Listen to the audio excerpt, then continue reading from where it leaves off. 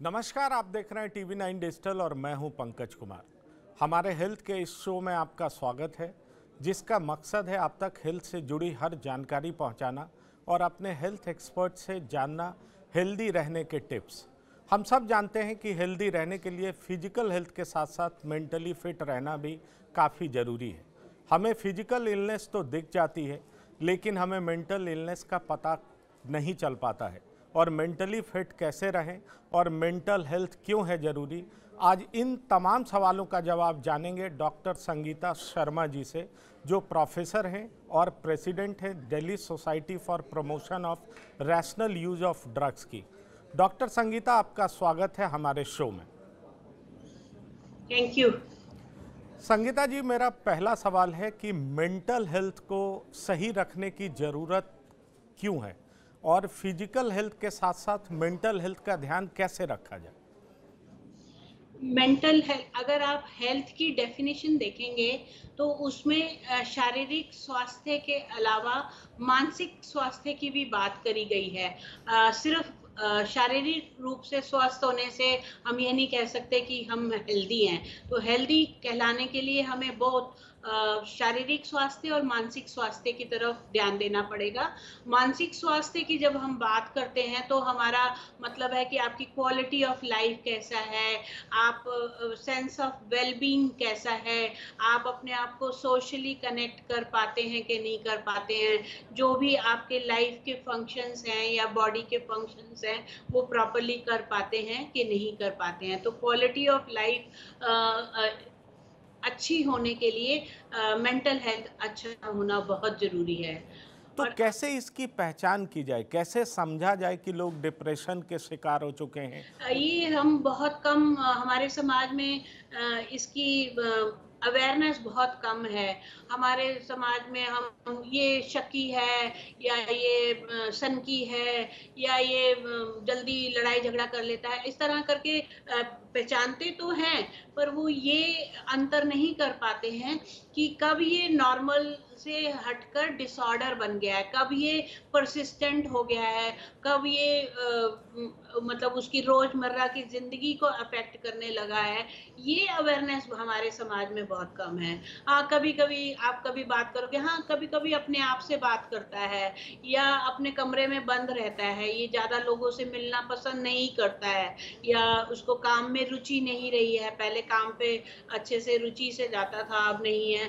तो इस तरह के सिम्टम्स यही हैं। पर अगर वो परसिस्टेंट हो गए हैं और लगातार लंबे समय तक चल रहे हैं, ये नहीं रिकॉग्नाइज कर पाते। एक तरह से कहा जाए, क्योंकि आपने बहुत सारे ऐसे मरीजों को देखा होगा जो कि हेजिटेंट होंगे, वो हॉस्पिटल आना नहीं चाहते होंगे।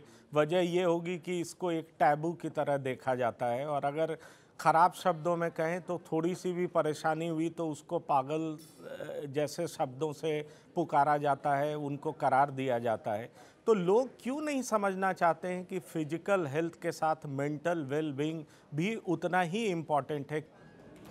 हाँ, यहाँ पर मैं यही कहूँगी, जैसे कि समाज में हमारी ये इस बात को मानते नहीं हैं कि ये भी इमोशंस में भी कोई प्रॉब्लम हो सकती है, थॉट्स में कोई प्रॉब्लम हो सकती है, मूड में कोई प्रॉब्लम हो सकती है।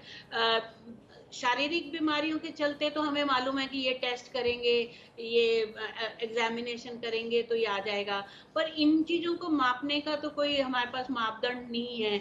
ये तो आप जब मरीज आके हमसे बात करता है, अपने बारे में बताता है, विचार किस दिशा में जा रहे हैं, नेगेटिव दिशा में जा रहे हैं, थॉट्स कैसे हैं, मूड हमेशा कैसे रहता है, तब हमें समझ में आता है। पर ज़्यादातर लोग इसको हमारे समाज में काफ़ी एक्सेप्टेबल मानते हैं। नहीं, वैसे तो ठीक रहता है, कभी-कभी ऐसे होता है या किसी एक उसकी वजह से ये प्रॉब्लम है। वो दे ट्राई टू सी कि किसी एक एक्सटर्नल रीज़न की वजह से इस तरह का बिहेवियर है। डॉक्टर संगीता, मेरा अंतिम सवाल है। कहा यह जाता है कि शॉर्ट टर्म मेमोरी लॉस की एक वजह विटामिन B12 की डेफिशिएंसी भी है और माना यह जाता है कि जो वेजिटेरियन डाइट खाते हैं उन्हें विटामिन B12 मिलने के चांसेस बहुत कम रहते हैं। उनके फूड में बहुत कम ऐसा चीज़ होता है जो इस कमी को पूरा कर सके। तो क्या आपको लगता है कि शॉर्ट टर्म मेमोरी लॉस जैसे ही दिखाई पड़ने लगे इंसान में, तो उनको नॉनवेज ही खाना चाहिए या वेजिटेरियन में क्या कुछ खाना चाहिए जो इस डेफिशिएंसी को पूरा कर सके? देखिए, डाइट हमारा वे ऑफ लाइफ है, अलग-अलग तरह के बिलीफ्स हैं, वेजिटेरियन होना चाहिए, नॉन वेजिटेरियन, ये एक पूरा अलग विषय है जिसके ऊपर घंटों फॉर एंड अगेंस्ट बात की जा सकती है। पर डेफ़िनेटली आपने ये बिल्कुल सही कहा कि वेजिटेरियन लोगों में विटामिन बी की डेफ़िशिएंसी हो जाती है क्योंकि वो डाइट से पूरा नहीं होता है। नॉन वेजिटेरियन लोगों को अपने डाइट के थ्रू ये मिल जाता है। पर वही एक तो बैलेंस डाइट, मैं यहाँ पर यही राय दूँगी कि बैलेंस डाइट लेना चाहिए।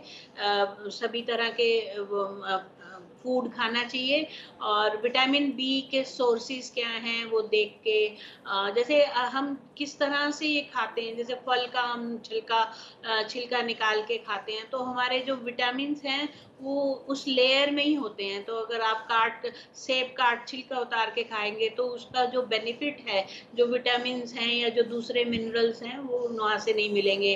तो डॉक्टर संगीता, आपका बहुत बहुत शुक्रिया हमारे सवालों का जवाब देने के लिए और हमें मेंटली हेल्दी रहने के टिप्स बताने के लिए। शुक्रिया doctor Sangeeta. Thank you Pankaj, आपके माध्यम से मैं यही कहना चाहूँगी सबको कि आप खुश रहिए, खिलखिलाते रहिए, अपने परिवार-परिजनों के बीच में रहें, तो जो लोग अच्छे वेल कनेक्टेड लोग होते हैं, खुश रहते हैं, पॉज़िटिव लोगों के बीच में रहते हैं, उनको ये समस्याएँ कम आती हैं और जैसे ही आपको कुछ सिम्पटम्स लगें, ऐसे आसार नज़र आएँ, तो डॉक्टर से मिलने में कोई हिचकिचाहट नहीं करनी चाहिए। धन्यवाद।